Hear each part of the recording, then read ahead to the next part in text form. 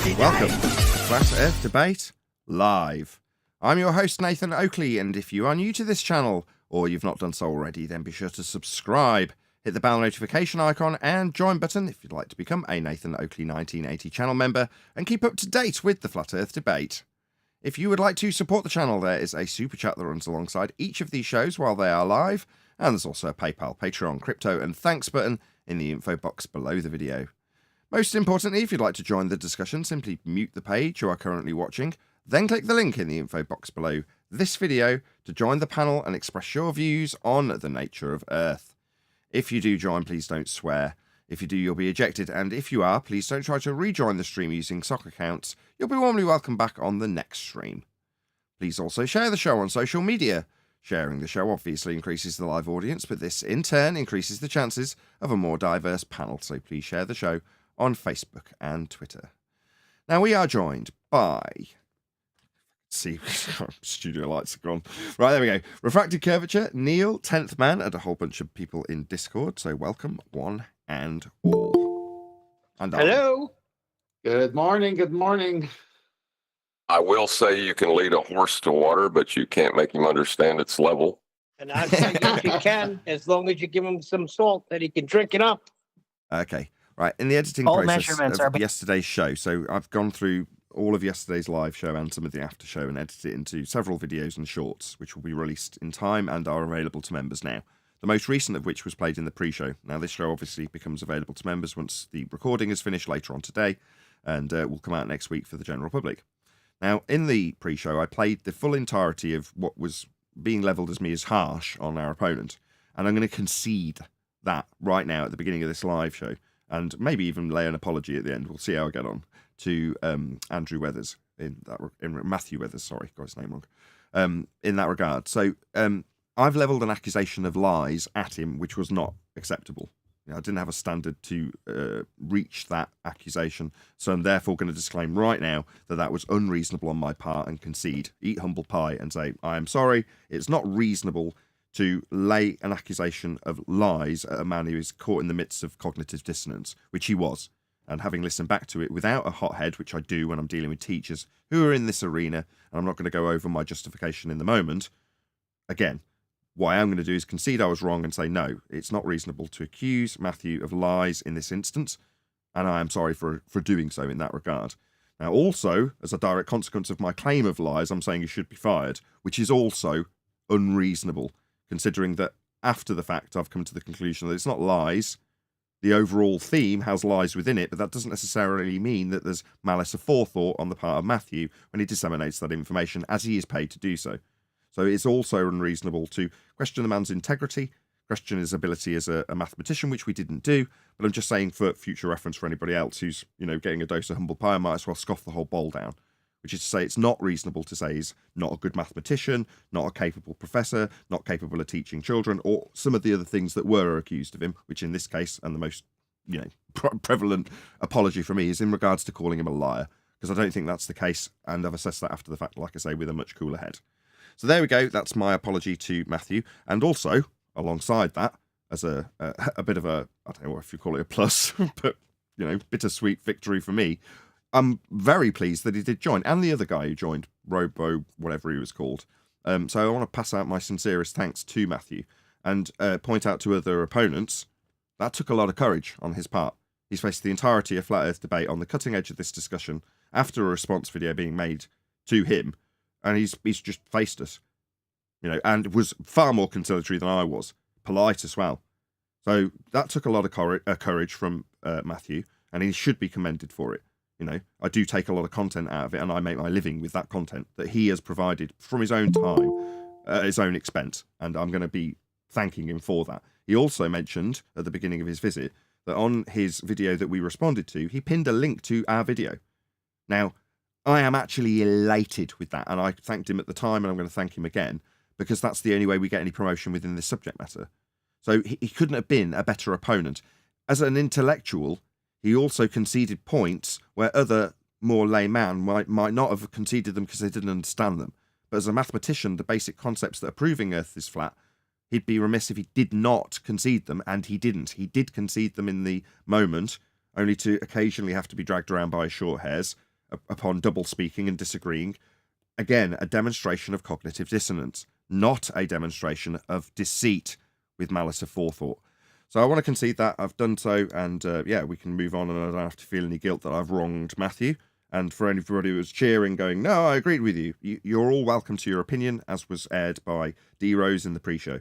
If you think he's a liar, that's your opinion, and I've expressed why I now rescind, or however the word, retract that.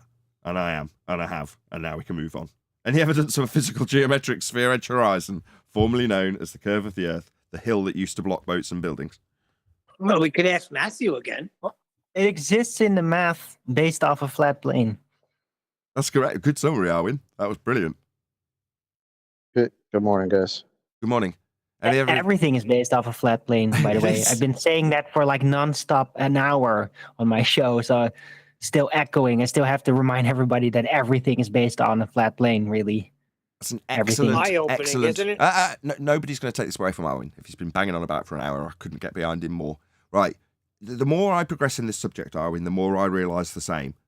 Which is at first why it's a scary, horrible subject that's dark and you don't know anything and you're being hammered for claims that you're not making. That was at the start. At the end of that tunnel, the light at the end of the tunnel is essentially what Arwin has just said. Everything proves a flat plane. Does that sound like a bold statement to me now? Nah, I'm almost indifferent to it. Does it shock me when we go down a route and go, you know what, this proves a flat plane? You know, give a couple of examples from yesterday's debate with Matthew. You got GPS. When you throw out as a glober, global positioning system, you think you've got such a sharp dagger. Yet when I Bruce Lee that knife off you and stick it back in your ribs with, that's a flat plane Cartesian grid system, and the grid itself's been developed from flat plane angle measurements to Polaris, I just watch you dying, metaphorically speaking. Yeah? But when you first hear GPS as a flat earther, the satellite's moving around in a presupposed spherical motion. Oh no. That's what you think at the start. Well, what do you know? At the end of the process, it proves a flat earth. Like everything proves a flat earth, including the globe earth maths that Arwin described. Where's that earth curve I asked for? Well, it's in the maths derived from flat planes, the difference between the two, right, John? Yes, sir. There you go. Differential between flat planes will give you your earth curve, right, Arwin? So it proves a flat plane. Earth curve proves a flat plane. Isn't that nuts? Wow, you Right, need all to say that all the globe time. machinations are all based on a flat plane. And by the way, everything that has ever been built or engineered or designed or conceived has all been based on a flat plane. Even the math in our head is based on a flat plane. If you want to make a globe, you have to start with a flat plane. That's the ugly reality of it. Nathan, can you go to Master D and put up Andrew Thomas Young agreeing with Arwin? Oh, right, okay. Is it a video clip or just a... No, it's just a citation from his website. Okay. Calculating Says, atmospheric refraction. Is somebody going to read this? Yeah, I'll read it. Go ahead. Calculating atmospheric refraction. All the discussion above deals with plane surfaces, but the Earth isn't flat. To deal with refraction in a curved atmosphere, we have to introduce some geometrical considerations, which we have been put on a separate page. Thank you for agreeing with Arwin. Yeah. As long as we can beg the question that air takes a sphere shape, then we must take geometric considerations. AKA a begging the question fallacy that says, all of this has been done on a flat plane. Air is sphere-shaped, not dispersing into a sky vacuum, arbitrarily wrapping itself around a sphere-shaped Earth, I've assumed, without justification for doing so, beyond a begging the question fallacy. Therefore, light will bend around it at our geometric consideration rate, which is based on the radius, 7/6 of the radius in standard form. That's atmospheric refraction. Standard atmospheric refraction. Well, atmospheric refraction. Oh, right. So we suddenly have to take geometric considerations because sphere-shaped air? No, definitely not. But what's that? The actual measurements were done on a flat plane. Yeah, thank you for confirming what Arwin's essentially saying. Even their atmospheric refraction, based on an R value, with the curve that's been taken from differentials between two flat planes, is going to give you your claim in geometric considerations that we've got light bending through a presupposed spherical air. All right. But it all came from a flat Earth in the first place, right? The R value included. Yeah, it all leads to a flat Earth in every single example. Earth is flat. So it shouldn't shock you when everything that you've ever made as an example about anything that's directly relating to the ground will eventually wind its way back up being a flat Earth proof. An obvious question would be from just a brand new person. Well, if Earth is a sphere and we live on the sphere, why did you take refraction calculations off of plane surfaces? Yeah, just get the calculations from the sphere-shaped air. What's that? You can't recreate it unless we beg the question of a massive scale that we don't observe and then put it into a radius rate value in Muppet vision. Oh, right, yeah, well, I'm not finding it reasonable to see my own head when I see light bending at the rate of the radius that you can't measure. It only exists in the maths. And what we're describing bending is going below the surface level in the maths. So the light bending below the surface level, that seems absolutely absurd. But that's what the maths is telling you. Wow. This is really advanced heliocentrism here. I have to agree. Well, yeah, the idea of atmospheric refraction is also, like, Andrew Thomas Young is the one who built that. He built it, the ideas of it, off the flat plane. He's proved a flat plane with that too. Any evidence that you can have gas pressure without the necessary antecedent of a container, as opposed to sphere-shaped air? Negative. You must have containment. That's why we're alive, because we're breathing, because we have air to breathe, because we are contained. Not only must you have containment for gas pressure, you must have containment if you want to create a vacuum. And to add, from a 6 to 7 year old to an 8 to a 9-year-old children, they just said, "That's right, Daddy. How can we carry the helium to our balloons if we don't have it in that metal thing you have to be able to blow it in there?" They know that you can't just pick up gas in your hand and carry it. It must be in a container for it to have pressure in order to blow into their balloons and be contained in their balloons to be able to have a party with helium balloons. That's how simple as it is. Right. There's also a bit of an issue, with the heliocentric model and the idea of space expanding. So if space is a vacuum, then how can that vacuum container grow bigger? What is it making it grow bigger when it's a vacuum? So it should actually just create more vacuum power, more necessity for gas to be spreading out. So the universe is growing, but the volume is... The vacuum it's hasn't so got- hold on, confusing Arwin, to me. I'm trying to answer you. So, no, the vacuum doesn't develop any power. But what you're saying is if the volume's increasing, then the net result of that would be a decrease in the pressure overall. That's the result of pretty increasing much. the container. So the vacuum would only become stronger. But the thing is, if the entire universe is the container, then how can that container even be growing? It would be causing an ever-increasing. Because there's no physical process, right? Physical derivable process like pressure or vacuum or whatever that would be driving it to become bigger. So there's literally nothing in the physical world that's actually driving the universe to become bigger. It just is set to be so. That's it. It would be an ever increasing differential if the universe were expanding. The differential would be ever increasing exponentially. But it's just so weird because they just say, no, it's expanding. And they might tell you about some visuals that they think that proves that it's expanding or whatever. But there's no actual physical explanation for why it's even expanding. That's reasoned out within physics, you see?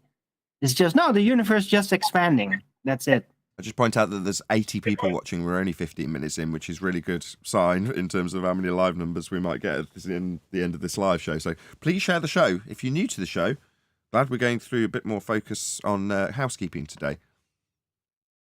Expanding to what? Don't forget Give, Send, Go, and Chocolate's fundraiser. Indeed, there's also a fundraiser that's been going on for the last week. which is for Chocolate Saying. Hopefully one of the moderators will post a link to this. But it's been doing really, really well. I might actually, if someone can post the link for me, just so I can get quick reference to it in the Masturbators Skype channel, then I'll pull it up and I'll thank the people who have contributed thus far in today's show. If someone can put me the link, that'd be really handy. But yeah, pardon me, Nathan, not to revert back to the first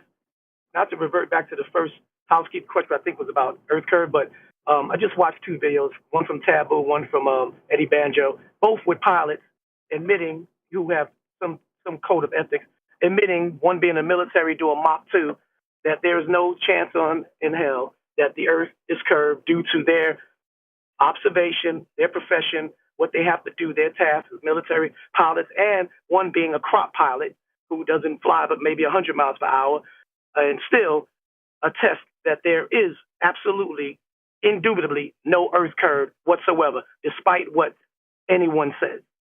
So I wanted to add that to the Earth curve question. Okay, I'm going to do these shout-outs based on the ones that have come in since the last raft of shout-outs, although I think there might be some overlap. So, first of all, hopefully there's going to be a link that flies by. If someone else can post it, and let's just have a look. Please support GoFundMe. Yeah, there it is. So Divergent Droid has just put a link to this in the chat. So if you want to click on this to support GoFundMe. But in the meantime, I'm going to shout out all the people, starting from a couple of anonymous donors. Dave Rudge, thank you very much indeed. Del West Watson, another anonymous contributor. Godzilla37, Blue Ridge Ranger. I have no idea to read that. But thank you very much for supporting the campaign. Really appreciate the support. JMails24, thank you very much. Blue Pill, Mike, also thank you very much to both of you.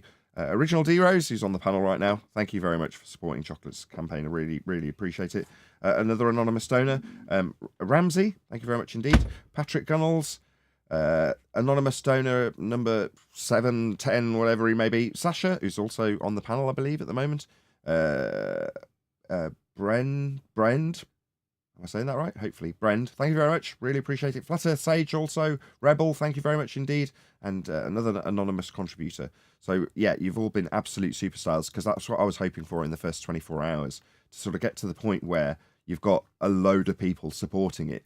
It just looks good. You know, it'll keep the momentum of this going after we stop shouting it out. You know, and I get, you know, like now, it just gets the occasional mention. But yeah, thank you very much to everyone who's supporting that campaign. It's good to show Chocolate that we take this seriously when someone's in financial trouble, and just get on it immediately. And while me or Adam or Arwin or whoever else is on the panel hasn't got the means to just bail out somebody who's in financial difficulty, but as a group we can. And I'll mention him again because he's worth a proper big shout out in that regard. So Glenn Williamson, who's one of our opponents, stepped up and just, dipped into his pocket, probably more than anybody else, in fact, in this campaign thus far. So, it just goes to show how wrong I am, especially sometimes about these ballers and their lack of empathy. Well, not true at all in this regard. And it has definitely upped my respect level for that particular individual, known as Ruhif in terms of his alias or whatever he goes by. But yeah, props to you as well, Rufy. I know you didn't get a mention on that particular list of shout-outs, but I'm going to give you one anyway. So there we go. So that's Chocolate's Give, Send, Go campaign. A couple of things I will say, as we've done a fairly extensive shout-out for it, is that this campaign is really good in the regards that it gives you a really easy way to share it. So you just click on the share button and it takes you straight to the links, which is epic. So, just share it if you can't necessarily contribute to it. The other thing is, if you are contributing to it, there's a tip amount. So just set the tip amount to 0. You click on other and click 0 unless you specifically want to, support this platform that Chocolate's using. Fair enough if you do, but I would suggest if you do give to the campaign, like I say, unless you do want to particularly add this bit here, just go to other and set it to 0. Anyway, that's it. That's enough shouting out for the campaign and advice so that all the money goes to Chocolate. Anybody else got any comments on that? Maybe you, Chocolate, as it's your campaign. I would hope so. I think it. I actually want to add something. I just want to shout out to everybody that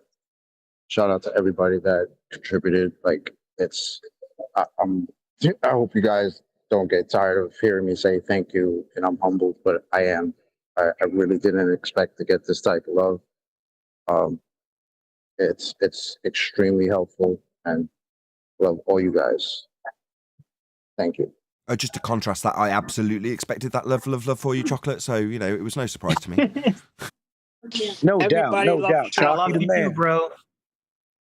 Man, I love you, bro. And your tracks are fire, bro. Yeah, can we That not adds have, to it, bro. yeah, as much as I like the sentiment, can we not Thank have you. lots of grown men now telling each other that they love each other? Thank you. It's all right. I make fun of feelings a lot sometimes, so I'll be the first one to say, yeah, I'm in my feelings. Yeah, it's all good, man. I definitely appreciate everybody. So Wicked. all good. Also, hopefully that plug went down well, because there's almost 100 people watching, and again, we're only 20 minutes in. So yeah, the numbers are going up nicely. It must have had some impact yesterday's show. So had good numbers yesterday. Looks like it's going the same way today. Wonderful. Please share the show if you haven't done so already. We may cover a video if we haven't finished, discussing yesterday's show or the campaign. Also, I've got a load of blown up amplifiers, and I'm about to get the invoice today. I think the guy said he would sort it out for me for the repair. So there we go. I've also got a campaign that's far less important and definitely much more a first world problem. But that's it. Yeah, let's. What do you want to do, guys? Do you want to carry on talking about the Matthew Weathers show from yesterday? Do you want to respond to this? Yeah, that was Well, a just great one- show. Just one point on that. Well, there's so many points, but the one point that he said, Eratosthenes did not prove that the Earth is a sphere. Now, I'll finish what he said after that in a second. I want to say that every video we've ever reviewed here about Eratosthenes, including from Neil deGrasse Tyson, is that he did prove that the Earth was a sphere. But here's a mathematician who's honest enough to say that Eratosthenes did not prove that the Earth is a sphere by measuring the radius is not proof of a sphere. You have to assume it's a sphere. That's what he said. So kudos for that. Yeah, I think he was really conciliatory, and the things he had accepted as true, or because it's not really a debatable topic anymore, Absolutely. So he made a bunch of. Oh, go ahead.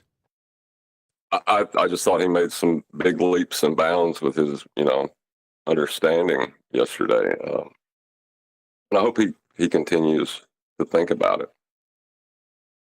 Absolutely. To the point where any minor flaw in my argumentation's been met with an apology.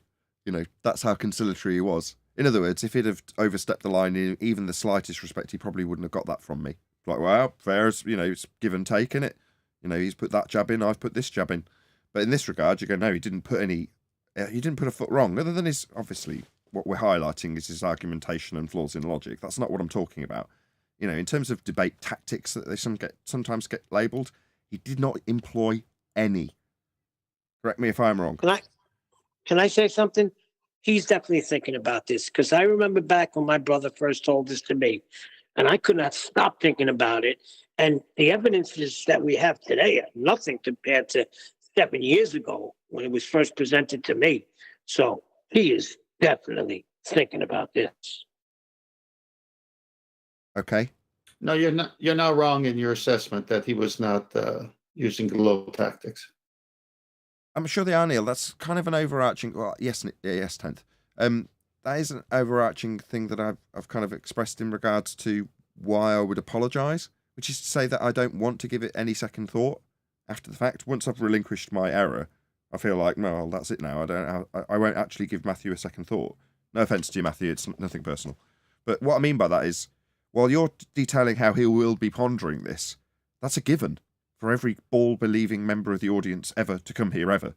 It goes without saying. But by contrast, it's worth you bringing it up so I can point out, well, but for the fact that I was unreasonable in labelling him a liar, which I would have dwelled upon, and then I would be giving him a second thought. But because I've relinquished that or apologised, I don't feel like I will give him a second thought. I mean, that may not be the case. I don't know the future. But typically, I don't give these guys a second thought. They do, though, don't they, Neil? Absolutely.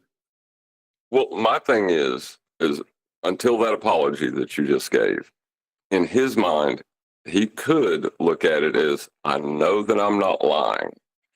and I know things. I'm not retarded. So Nathan has to be wrong because what he said isn't true, right? No. So that's where a lot of people, where I used to, I don't know about a lot of people, but I used to get caught in that.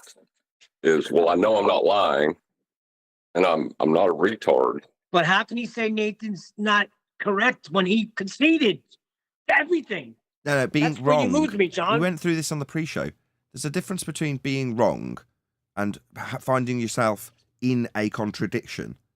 Well, finding yourself in a contradiction is very different to engineering a contradiction simply because you know one side of the contradiction doesn't work as a get-out. Now, that's overly complicated, but that would be the only scenario that he could argue if he was proven to be a liar by, some definitive measure, which is unlikely.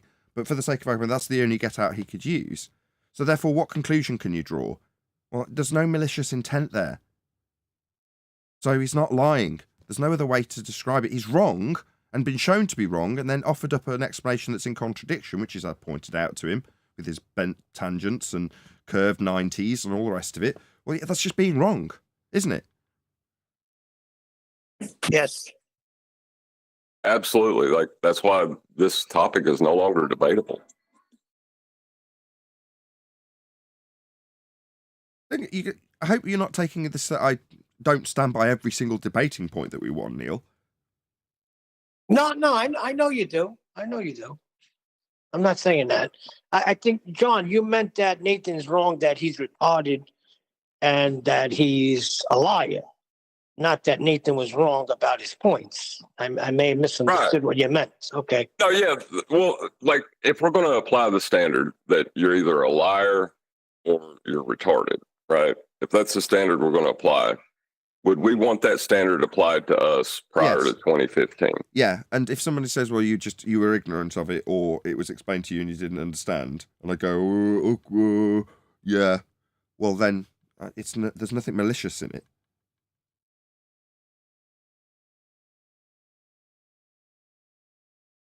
Well, yeah, but what I'm saying though is you can be ignorant and not necessarily be a retard. Especially when the paradigm that you've grown up in is heliocentrism. And God help you if you've had an education in it where that is your primary focus of study. Because it may be impossible for you to get it at that point, Indeed. But yeah, like I say, I don't dwell too much on the cognitive dissonance of our opponents when they come to this subject. And it's unreasonable, like I keep saying, for me to then accuse them of lies when I can't demonstrate any malice of forethought. But by the same token, I can and will continue to show where they're wrong. Now, the fact that it's difficult for somebody who just accepts that what we point out as a begging the question fallacy is a reasonable automatic assumption, well, at that point, yes, it is going to be difficult to get through to that person because they can't fathom how something that they know is a spherical shape, when demonstrated to not be, it does not compute. That is pretty much the definition of cognitive dissonance. But I know it's true. I know Santa's real. He bought me my presents. This doesn't make any sense. That's what you're facing. Yeah? But that person who can't quite believe that Santa doesn't come down their chimney, he's probably, or she's probably told a dozen other people about the Santa Claus presents that they got last year. Is that little child a liar? No. They were wrong, and now they can't quite figure out why the hell that they believe this. They know he's come down the chimney. They saw the presents. What's interesting is that your parents, or some parents, eventually tell their children, no, it was us. It wasn't Santa. But it's these same parents who are holding the same fallacious reasoning with what they've told us about our reality and outer space and heliocentrism. So in one sense, they know they're making up a story for childhood fantasies, then later they're going to find out it's not true, but yet they themselves are in a fantasy with heliocentrism. Hey, I broke my butt buying my kids gifts. I told them Santa Claus was fake right from the beginning. Told them, I'm Santa.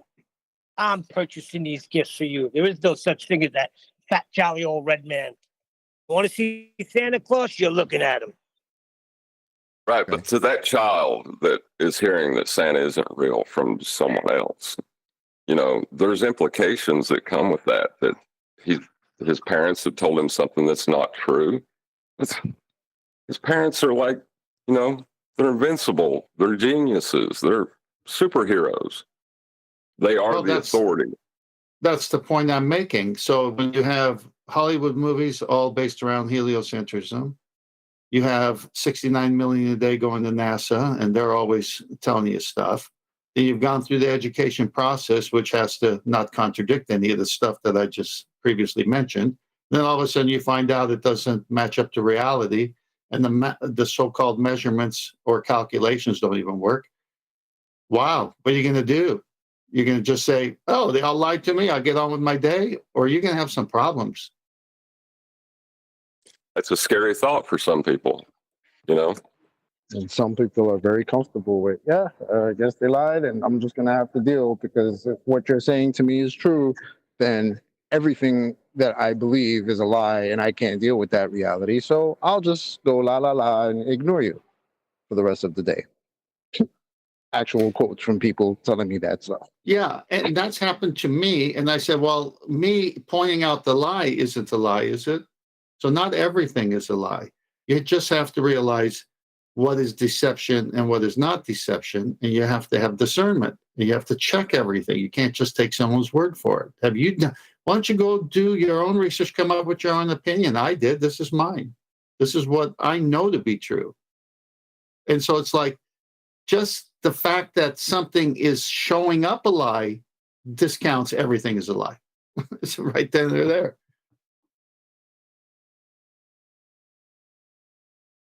But I will say that, like yesterday, that laugh that Neil got angry at, when I first heard of Flat Earth, I gave that exact same laugh. Negative gravity. Not to cut you off, John, but what is negative gravity? Already told you that clouds and balloons have negative gravity that keeps them up. That's what's being said. What's gravity? What? Negative gravity? Nobody's saying that, are they? Yeah, right in chat. I just read it. Poopa poopa. Negative gravity. That's why the clouds are up. And balloons and stuff like that. Whatever. What's Okay. gravity? The video that you've shared with us, 10th, what if Earth was actually flat? Was that the one that we covered before? I just posted the second one, which you were at the 527 mark. So it's right there, Master D. Just go to the 527 mark. Okay. So, as I would hope would be the case with any response that we got, and indeed was the case with Matthew Weathers when he came and explained that he had posted a link to us and then pinned it on the video we responded to. Well, in the same vein, and as a fellow YouTuber, I am sharing the link to this video in the live stream chat.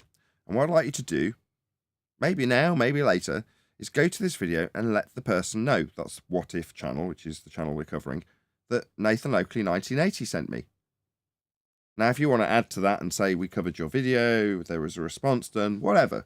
But that's the reason why Matthew has come back to us and done exactly as requested, because we've specifically said that's what we want to happen. We don't get a great deal of promotion as flat earthers. Therefore, when we do go to the extent of responding to people's claims, and they in turn respond to us, we would hope that, as I have just done, there's a link shared so that there is actually some benefit for me personally as a very small YouTuber who gets very limited promotion. So there we go. That's the disclaimers out the way. Please go and check out their video and let them know Nathan Oakley 1980 sent me. As I say, there is a link to that in the live stream chat. Let's proceed. Would there be a day and night cycle? Or time zones? Every flat earther knows that the sun goes in circles around a pancake-shaped Earth. So we're into stereotyping fallacies. Every flat earther knows. All right, do they? So you've gone and interviewed every single flat earther and established that they think the Earth is pancake-shaped. No, you think that the pancake-shaped flat Earth moves through a sky vacuum in an orbital motion. We already covered this on the previous video about what if. Yeah, that's your presupposition that you're projecting onto us by saying that every flat earther knows it. Is that because you're about to try and burn this straw man? Therefore, you've got to declare to your audience that this is what flat earthers think. What an outrage. Now, I don't go around telling my audience what every globe earth proponent thinks. What I do is express what the actual heliocentric religion dictates in their doctrine, because I can make that as an absolute statement. What you cannot do, and is unreasonable to do, is to make these general stereotyping fallacies about what every flat earther thinks. Did you interview me? No, you did not. So how dare you? And so does the moon. They're both around 50 kilometers in diameter. And what a bloody outrage. I have no idea how high the sun or moon are. Why? Well, because when you take elevation angle measurements to them, they recede towards the horizon. So unless you've got an actual diameter for an actual size or an actual distance, you're never going to get any actual measurements for how high this celestial item is in the sky. I mean, is it touching the horizon when it gets to it? No, obviously not. But that means that you have no method to measure its height. Now, we know that because we can take apart some of the nonsense of flat earthers too. You know, in my opinion, that means we should be put to the top of the lists. We don't just take apart globe nonsense based on its fallacy. We also take apart flat earthers in their nonsense if they were to assert that. Well, we don't assert that. We know how it's wrong and how it can't be measured that way. and act like huge spotlights. Nathan, Yes. Nathan, yeah, this is a good part because in the sextant elevation angle measurements, this is an angular relationship, the angle above the horizon. And this is why it's devastating, because how do you have an angle, elevation angle, two straight lines meeting at a vertex if the ground under you is curved? You can't. So I just want to put that in. But let's bring good old science to the equation. If Pound says he won't bring any science whatsoever now. the sun worked as a spotlight, Right, if the sun worked as a spotlight, so your supposition is just a supposition that's based on a straw man, based on what you say every flat earther thinks. You see, if you're doing anything in science, you start by observing natural phenomena, not supposing that the sun is a spotlight.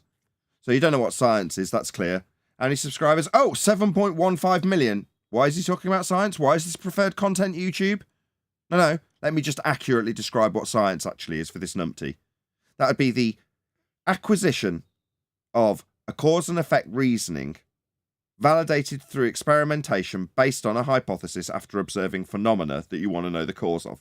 Step 1, observe natural phenomena. Step 2, suppose the cause of the effect you're studying. Step 3, validate your supposed cause by varying it to see if it causes it.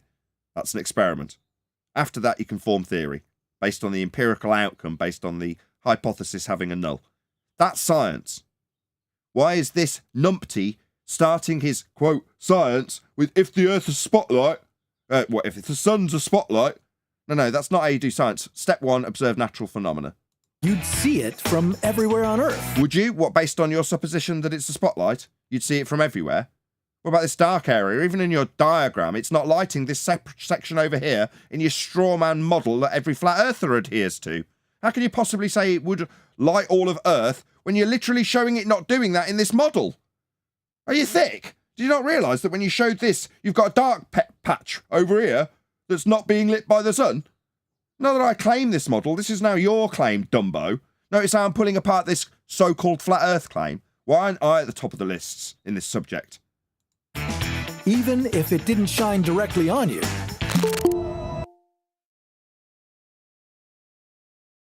Hey, Adam. Afternoon, guys.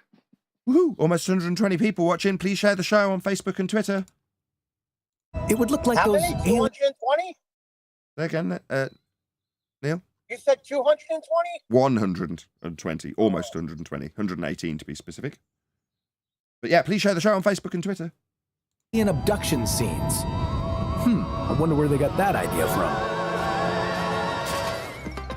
In this system, there would be no day and night cycle. Why? You just showed it in that system with the day and night cycle. Now you're telling me that your straw man that you just showed with the day and night cycle and a dark patch isn't being lit by the sun when you say it would light the entirety of it doesn't have a cycle, the one you just showed. Yeah, this is nonsense. If you were here claiming this, I'd rip it apart based on the nonsense of the flat earth assertions in the first instance, and you're absolutely piss poor taking a part of them. That would be pretty strange. How am I supposed to get my beauty sleep? What, with a model that does have day and night cycles when you say they won't? This is utterly absurd. Give him 3.3 million views. Yep. Give him 7.1, can't read, 7.15 million subscribers. This utter tripe. Preferred content, clearly. Okay, I know how to fix this. Fix what? The problem that you raised when you strawman flat earthers with a pizza pie model you didn't interview them all about when you stereotyped them, and the assertion that in the model that you showed with the day and night cycle, it doesn't have a day and night cycle, and in the model that you showed that the sun doesn't light the entirety of the model that you strawmanned us with, not having an area that's lit would actually all be lit.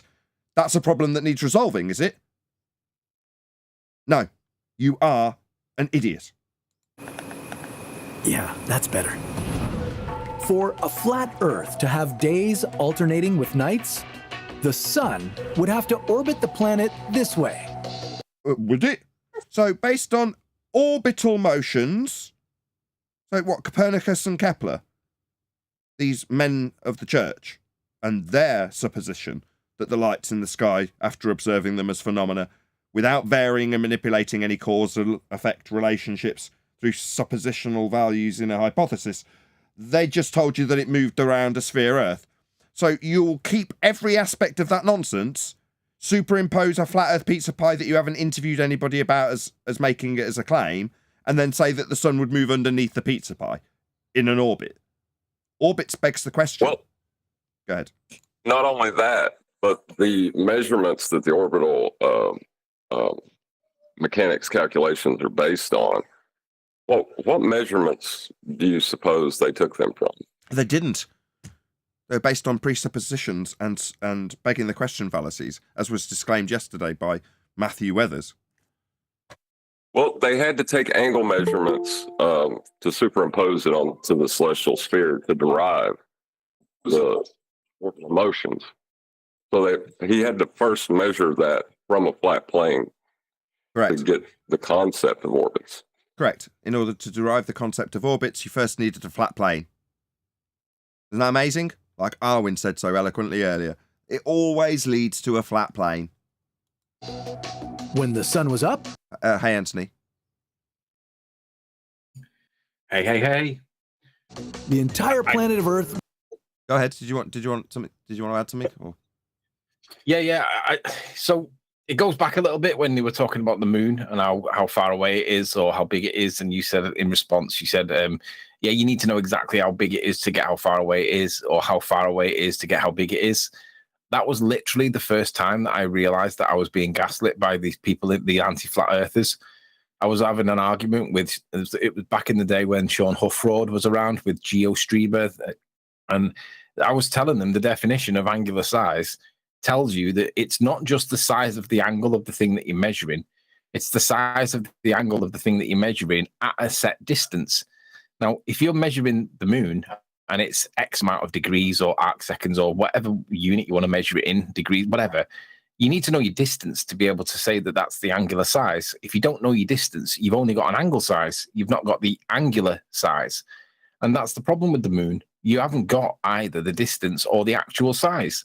Yet we can see it in focus with our naked eye. So we know it can't be 235 or 255 million thousand miles away, because we can focus on it with our eyes. If it was that far away, it'd be a little tiny blur. But they insist on saying that it is. But just be aware that when you say stuff that they don't agree with, they will gaslight you and they will use consensus opinion to argue against you, because they don't want you to look into these things to check what is angular size. So when it comes to the moon, it is a legitimate question to ask. Well, how do you know the distance to it? How do you know how big it is? No matter which way that they always come back to the Eratosthenes observations and then the assumption that Earth was a sphere when he did his maths. And we know that it goes a step further than that when it's what's his name? What was his name now? Christian Not Huygens Cassini. or Kepler. Christian Huygens. He made the assumption that Venus was the same size as Earth. And we know that he was assuming that Earth had a radius of 3959 because he accepted Eratosthenes. So when they cite Eratosthenes, we know that it goes a step further, and we know that it's Christian Huygens, and we know that he assumed that that Venus was the same size as Earth. And once you put a size to Venus, you can then plot out the whole of the solar system, including the moon, because it gives you the distances to everything. That's where it goes one step further than Eratosthenes. And it's worth pointing that out to people, because if you bring that up, they will basically, they haven't got to come back to it, because he did assume that Venus was the same size as Earth. He did assume that Eratosthenes calculated the Earth's radius, or the circumference of Earth. And on those two assumptions, then all of a sudden you know how far away the moon is. Well, what if those assumptions are false? And we say they are false. They're assumptions. We have no idea what Venus is. We don't know how big it is. We don't know how far away it is. But if we assume it's the same size as Earth, we can use Kepler then to calculate how far away it is. But it doesn't make it so. And that's the rebuttal when anyone talks about the moon or the sun. We don't know how far away these things are, and we don't know how big they are, but they'll tell you that they know how big they are. They'll tell you that they know how far they are, but they don't. I'm done. Right. There's now a lesson to come off the back of that, Anthony, which I love. So thanks to Anthony for disseminating this information back in the day, probably about 4 years ago now, as we all get grey and bald. But the argument itself has an expansion from the Borla rebuttal, which is to say that, no, we've measured it, got radar bounce. Okay. So everything that Anthony has just said is absolutely correct, which is to say that to give you the distances in the first instance requires you make an assumption that Venus has the same radius value as an Earth that you can't measure with a radius value unless you assume it's a sphere. And then you superimpose that R value that you can't measure after an assumption onto Venus to give you scaling values in Kepler's third law of interplanetary motion. Now, when you apply all that, you've then got an assumed distance to, say, the moon. And within that assumed distance, you can say that you've sent up a signal and measured the return. So I think it's Jodrell Bank. This is the example, Anthony. You'll know where I'll bring you back in a minute. Right. So in the example where they say, oh, well, we've sent up a signal, got a bounce off it, and it's come back within this time frame. Now, the within this time frame is based on their original assumption of the distance that they'd be having to look at the return signal at that point. So let's just say, for the sake of argument, that the time to go to the moon, according to their scaled values based on Huygens and Kepler and R, is going to be 7 minutes to the moon. So let's say it's 3.5 there and back, right? So that's your assumed timing for the return signal.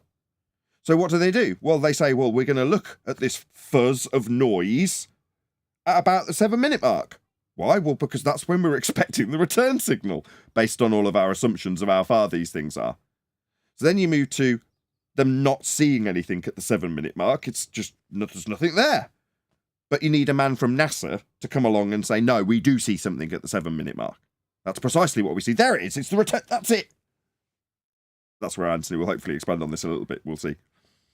Yeah, so the guy from NASA was a guy called Bob Price.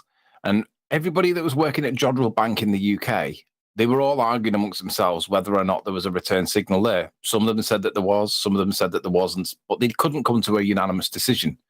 And then the document that cites Bob Price from JPL says that basically Bob convinced himself that the signal was there, and then declared that he'd found that the signal was in fact, he'd found it.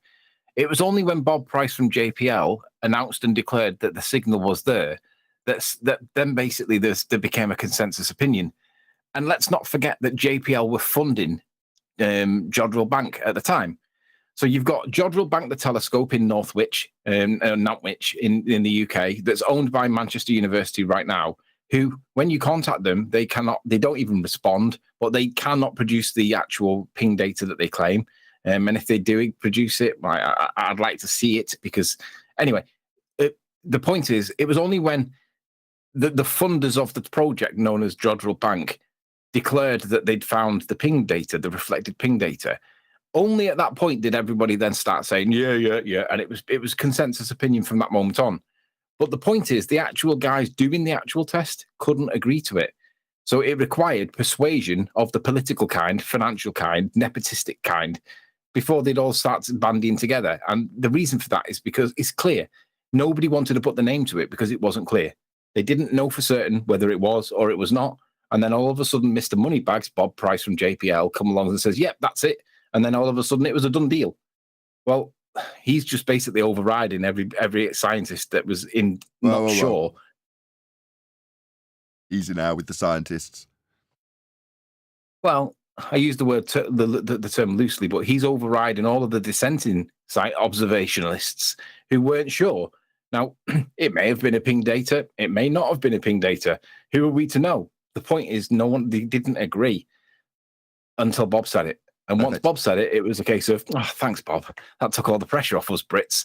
And that's the problem with it. They didn't agree until Bob said so.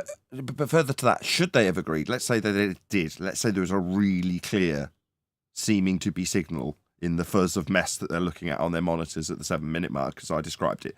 All right. How did you know to look at 7 minutes? Well, because we assumed the radius of Venus was the same size as a radius of Earth that we can't measure, that only exists in the maths below surface level. So obviously it's going to be at 7 minutes.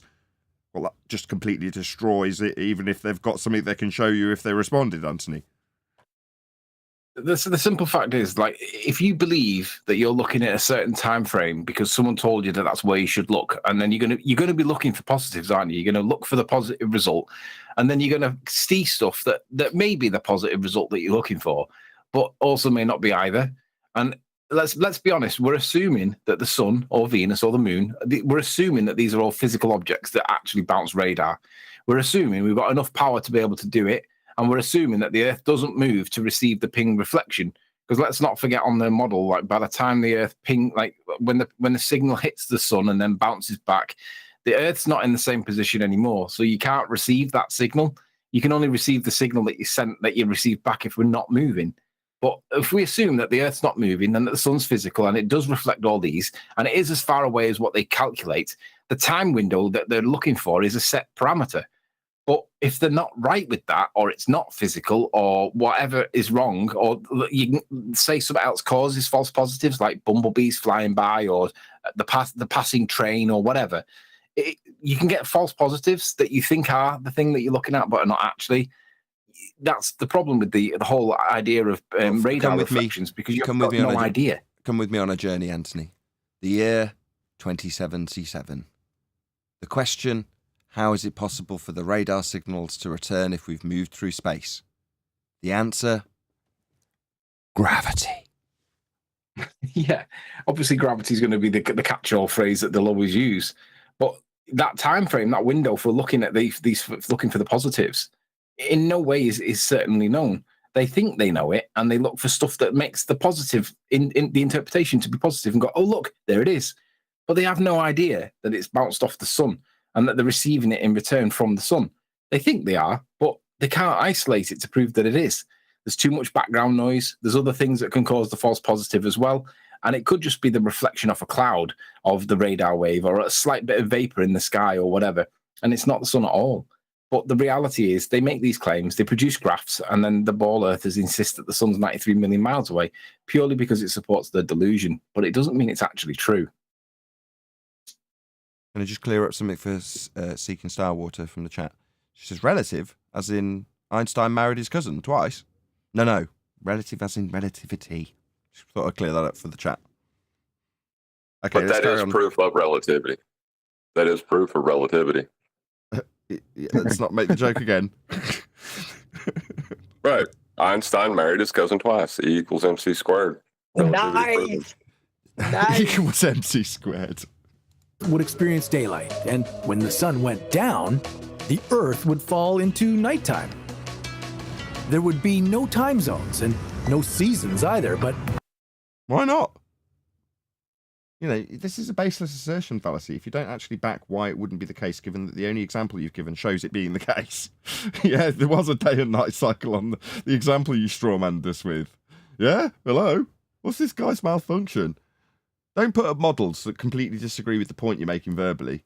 Did someone else edit this video for you, maybe? Maybe they weren't paying attention to what you were saying. You could still mess up your schedule by staying up late and watching what if videos. You could. And if you do, make sure you let him know as a result of you going there that Nathan Oakley 1980 sent me because we responded to your straw man about all flat earthers, stereotyping fallacies and so on. Yeah, let him know. Links going by in the chat. Let the what if know that Nathan Oakley 1980 sent me. You'd be lucky if the sun was so much smaller than the Earth. You don't know how big the sun is. Not actual size. You've only got its apparent size. Sort of. Think of this. If the sun retained its gigantic form... Right, gigantic form based on an R value assumption and Kepler's third law? To give you the scaling values based on Venus? To give you 1 AU based on radius? You see, that's a big problem. We can pull apart every single aspect of you claiming that it's gigantic, and it just shows that you're retaining your heliocentric biases when trying to claim that you're taking apart flat Earth claims. Also, what you're showing in this bullshit picture is, if it's claimed to be a gas giant in a vacuum, then this area that's black is 10 to the minus 17 torr, vacuum, and this is a burning ball of gas, not expanding into it. Yeah, your descriptions of the sun are also debunked by us as flat earthers. As it was orbiting a flat Earth... Orbiting, begging the question fallacy, covered it already. It would burn down the entire planet. Why? Do you know the entropic output of the sun, given you don't even know its size or scale? That's because of how close it would get to us. Oh, I see. So based on your claim that we're measuring its height, even though it recedes towards the horizon if you're taking angles, and you don't know its actual size, you'd say it's too close.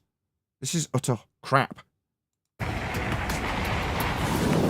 On the other hand, if the sun were much smaller than it really is... Not actual size of the sun is all you have. You don't know how big or far, and we've debunked every aspect of your claim that it's gigantic based on a heliocentric model that you've superimposed a flat Earth into. This is garbage. We'd freeze to death. That's because the flat Earth... So alternatively, even though I've just said we'd all burn to death, now simultaneously we'd all freeze to death also. What, because the sun moves across the different parts of the model when it's always daytime? This is so contradictory, it's unreal. Shout out to Himsake, who sent a super sticker with a cute kitty. Thank you very much indeed for the super chat. Really, really appreciate it. Tough times.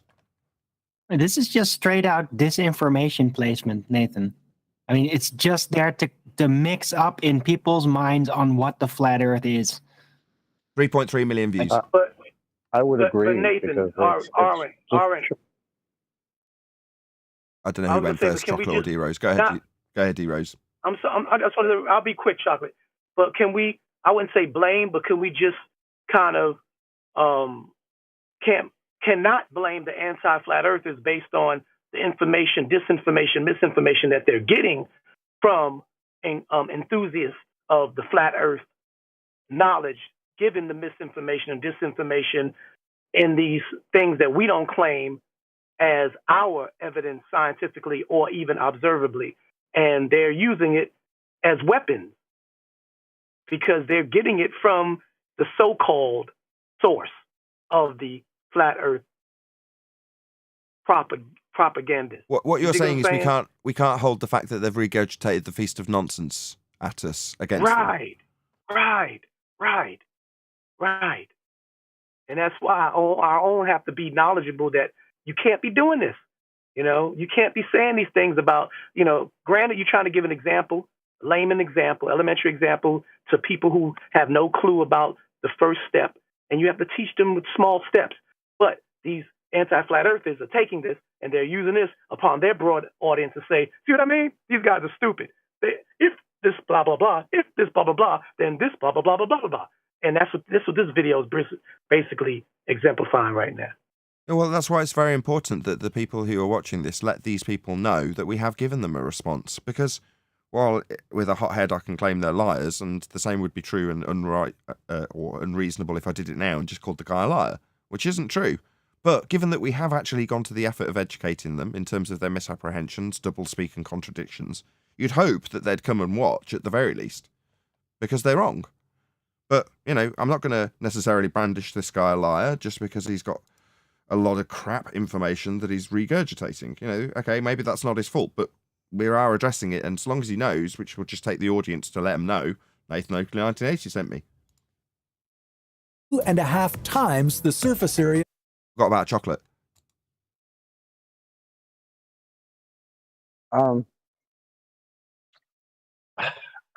don't know. Like I agree with Arwen for what he said. Like it almost seems like I get it. We hear this a lot, but it almost does seem like misinformation. Like I don't understand how this guy's putting his fallacious claims together. Like it just seems all disheveled and all over the place. Like he's saying, "Oh, if the flat earthers think the sun will be a certain size, well then parts of the earth would freeze." It's like no, whatever. If you want to say we have a claim as to the size, we don't. But the sun already acts the way it acts. It wouldn't have to do anything extra. It's already doing what it's doing. So I don't really get where he's going with this. It's all over the place. Maybe it's he's not going anywhere with it. He's delusional. He's taking the wiki level surface puke and then imagining things that sound ridiculous. That's what he's doing. This is below pedestrian. Yeah. Only 1/3 of a regular-sized sun's energy. That's not enough for life on a flat Earth to exist. Oh, brother. So regular sun's energy, you mean the one based on an R value, based on Kepler's third law, based on the scaling values that you derive? That's the regular sun, is it? In other words, this exemplifies the automatic assumption that everything in the heliocentric religion is automatically correct. Therefore, you can base that as a starting point. So a regular sun, what the hell are you babbling about? Regular sun. You mean a heliocentric sun that you haven't proven, and we can disprove based on your claims about what it is, second law of thermodynamics violations notwithstanding, you haven't got a distance to it or a size of it. But no, we're comparing this to the regular sun he's not proving. And we haven't even talked about this yet. The lunar eclipse. Oh, he's got a pizza pie in his orbital motion causing the lunar eclipse. Why isn't it red? I mean, are you serious with this pizza pie again? It's got pizza pie obscuring the moon because he's nicked it from some other YouTuber, presumably who's also got 7.5 million subscribers, that's saying if you put a pizza pie into an orbital motion, it would create this eclipse. How the hell do you know it's a shadow when in totality it goes red? That's not a shadow. The whole thing is just nonsense. It's a pizza pie in the heliocentric universe. That's all it is. And they don't address that flat Earth proponents and such as ourselves. Basically, that heliocentric universe you're assuming that flat pizza pie is in, that's where the problem is. That's where it's all wrong. They don't even address it. They don't even address it. Debunked it.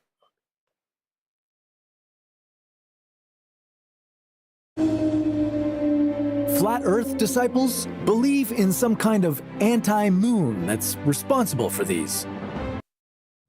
Hands up who claims there's an anti-moon. What? Hands up who claims there's an anti-moon. Okay, go ahead. No, do you claim that? I don't. Sounds like nonsense Flat Earth Society claims, maybe. It's funny. He said disciples. That's interesting. Isn't there what is it called again? The heliocentric model? What's helios again? Religion. Oh. Well, you haven't heard of anti-moon? No. Anti-moon. I'm just asking. I haven't either. We're being stereotyped with it. I just want to know if anybody actually claims it here. I've never even heard anybody ever in all those 8 years that it's been or something, any flat earther ever say that. I haven't even heard a baller say something that's silly. My bad. Or claim that about a flat earther. I missed it. I missed it. What was it that was said? I was talking to someone else. Well, I'll read it out. In some kind of anti-moon. So it's a Valley Girl's claim of his own. You know, some kind of anti-moon. Well, I did hear from. I did hear from somebody. I don't know if they were anti-flat earthers or flat earthers. He said there was a time where there was no moon. The moon didn't even exist, but not too long ago. I don't know what side he was on, but yes, I've heard that. Where are the via YouTube. This needs Buy a citation YouTuber. is the point. When he strawmans us and stereotypes us, he should offer up some form of citation where he's getting this from, because it's just becoming his claim, his nonsensical assertion. On our round Earth, lunar eclipses happen when the Earth lines up between the sun and the moon. So that would make it a shadow. Why does it turn red? But that would debunked every aspect of heliocentric orbital assumption. So, no, definitely not. If that was the case, What? Go ahead. Can't wait for him to bring up the particular lunar eclipse that's impossible on his model. Can't wait for him to bring that up. Selenella? The Seleninian. He's saying Selenelian. Selenelian. Seleninian.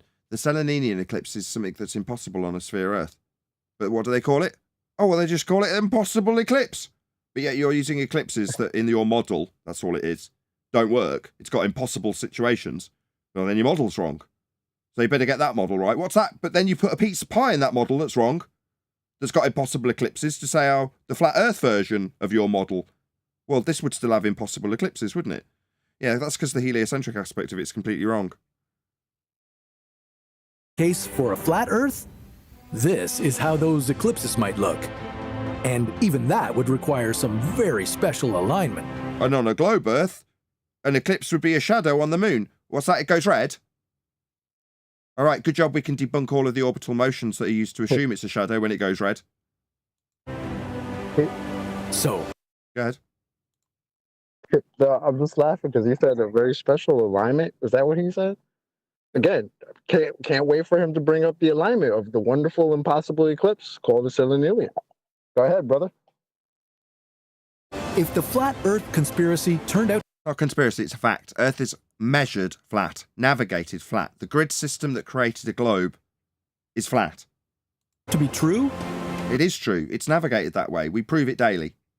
Go ask Matthew Weathers, the mathematician who made it explicitly clear that the elevation angle measured between you and the GP of a star is flat.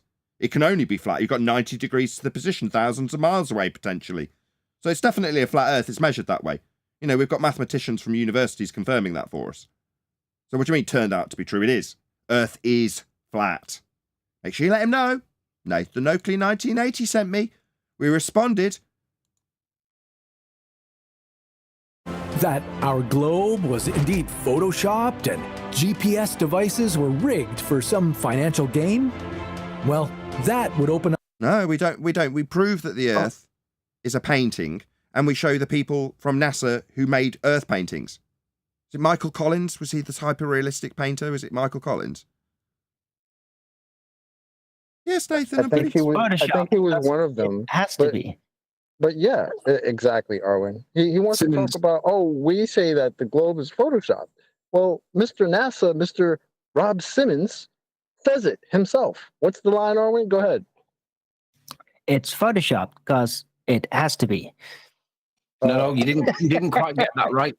You missed a little bit out. It's Photoshop because it has to be. He stutters twice before he says it. Okay, fine. Oh no. Well, you didn't get the intonation right either. Yes, it is photoshopped, but because it has to be. Yeah. Open up a conversation to other conspiracy theories. Yeah, it would, wouldn't it? What, like whether or not the news is true? Yeah, definitely. Yeah. What you've got people? How many people are these staged shot are actually flat earthers? Why would anybody wear a tinfoil hat? And why is it that you're making the only true statement that you've made in the video thus far, that if you understand that the Earth is flat, not if the theory turned out to be true, you don't know what science is, you don't know what theory is, and in regards to it being a conspiracy, sorry, that's between people. We're talking about geometry. A conspiracy in geometry, that's a ludicrous assertion, but yet you're the one putting us, claimed to be us, this is claimed to be us on screen, right, with tinfoil hats on. No. If you're talking about geometry, there is no conspiracy possible. It's Earth measurement. Are you nuts? But you want to talk about theories? Well, in a scientific vernacular, that would be based on systematic experimentation, hypothesis-based after observing phenomena. We went through what science was earlier. Again, why is it that you're brandishing me with this tinfoil hat stereotype when you're a numpty idiot who doesn't know what science is? Seems pretty unreasonable to me. Because he's projecting, Nathan. He's projecting. They're the ones that are in the conspiracy. The heliocentric model is the biggest conspiracy, in my opinion. And no, you're half right. He's projecting his fears when he shows the tinfoil hat wearing people, like conspiracy cats detailed to haunted house. Well, you'd have to concern yourselves with all the other lies that would obviously be in place if it was flat and we've been lied to about it. Well, then there'd be huge amounts of conspiracies with people actually lying to you about stuff. Yeah, that's what he's saying. When he shows the tinfoil hat wearing people, he's like, I would have to be a tinfoil hat wearer and consider the amount of lies in the world if I ever reconciled the fact that this quote-unquote conspiracy theory were actually true. No, mate, it is measured flat. It is navigated flat. The model of your globe came from a flat Earth. The claim of Earth curve came from a flat Earth. Your R value came from a flat Earth. The GPS you mentioned uses a flat Earth. And the grid system was measured with a flat Earth. So none of the stuff that you've mentioned in any way influences anybody who watches this show into regards of a sphere Earth assumption that you hold when you talk about your gigantic sun that's normal. And that's your religious belief coming out in spades. But yet your projection of your fear about how many conspiracies you'd have to wonder about after knowing the truth has been projected onto this image of us. And it's unreasonable. We're not tinfoil hat-wearing conspiratard. Many people, including the flat earthers, Here we go. Here comes the baseless assertion or stereotyping fallacy. are living in a state of cognitive dissonance. Oh, is that so? It's amazing you should say that, given that we had a mathematician come here yesterday and tell us how we can get elevation angle measurements from a curved triangle. Yeah, that's cognitive dissonance, my friend. Yeah, the fact that he had to ask me what I was describing after going through minutiae about what a triangle is with a right angle to it, and he didn't understand what I was talking about. That's cognitive dissonance. Not us. You're going to give us an example of some cognitive dissonance that flat earthers have experienced? Hell no. Of course you're not. You're just going to label us and brandish us with this term that you probably don't know what it means. That's when their thoughts and beliefs aren't quite consistent and don't always represent reality. What, like somebody asserting that you can take an elevation angle measurement from a curved baseline and arguing that something with 90 degrees along the ground could be on a curve? Now that's the example. Go ahead.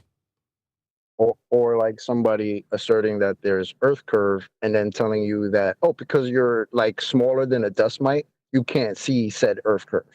Yeah, those are examples Things of like cognitive dissonance that we've had here on Flat Earth Debate in the last 24 hours. But yet you want to brand us with having cognitive dissonance.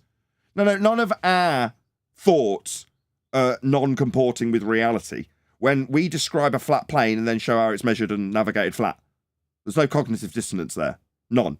You, on the other hand, will tell us how measurements from the return signals from satellites bouncing stuff into the moon as you hurtle through space at thousands of miles an hour with gas pressure not dispersing into it. Yeah, that's what we have from you guys. Justifications for why we don't see things drifting away at 15 degrees an hour as Earth turns beneath them to give us a Coriolis effect that we're not experiencing. That's cognitive dissonance. We don't experience that. You do. I mean, we are constantly exposed to pseudo-evidence that can support any theory at all. Pseudo-evidence supporting theory? Bearing in mind this guy's put himself in the bracket of science, he mentioned it specifically. So theory would be the result of systematic experimentation based on hypothesis after observing phenomena. So no, you can't support theory with pseudoscience or pseudo-theory. No, you can prop up just so stories about lights in the sky with any old nonsense, but that's what you do in heliocentrism. It's not what we do. It's what you do. You know, when you talked about a gigantic sun? Yeah, that's you just making up a nonsense story to support what you think is theory because you don't know what science is. That's you doing it. This is projection. Even if it falls flat with a bit of logical thinking. If Copernicus had spent 10 hours on YouTube... Right, this is the guy making the assumptions of orbital motion. This guy's got assumptions of orbits, the ones that you assumed, same one. So you're going to give us the origins of you making the question fallacy for orbits? All right. Wonderful standard. Watching flat Earth conspiracy videos? Even he might have admitted he was wrong. Wrong about what? You didn't give us anything that he claimed to be right about. Now, I know you've begged the question of orbits, but what? Because this man said it? Right. How pathetic. He's trying to poison the well by appealing to the source of the information. Yeah, the source of you begging the question fallacy is not going to wash here. Yeah, we extensively took apart their Copernicus assumptions earlier with Anthony. Did he just say, hang on.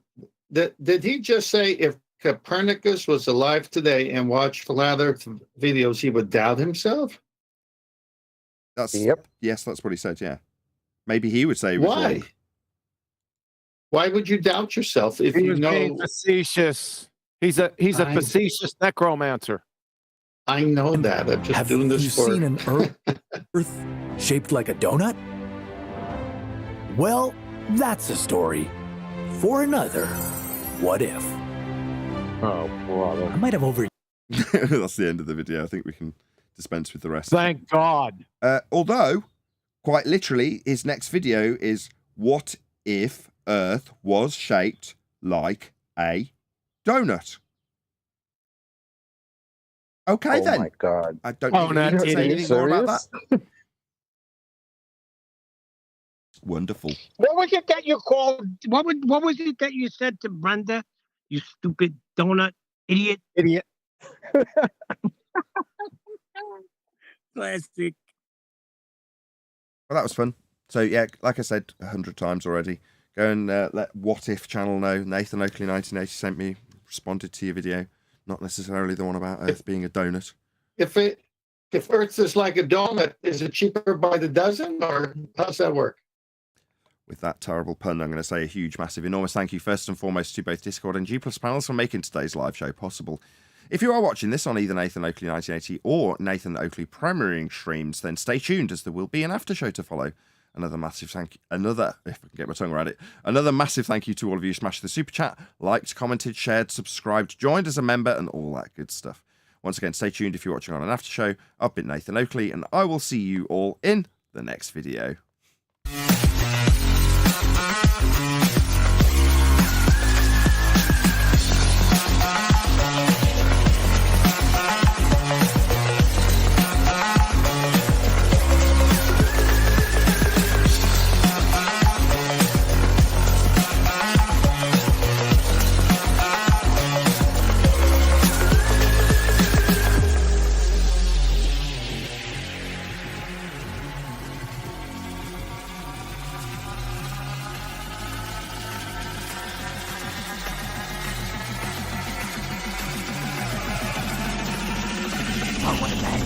What a lovely day!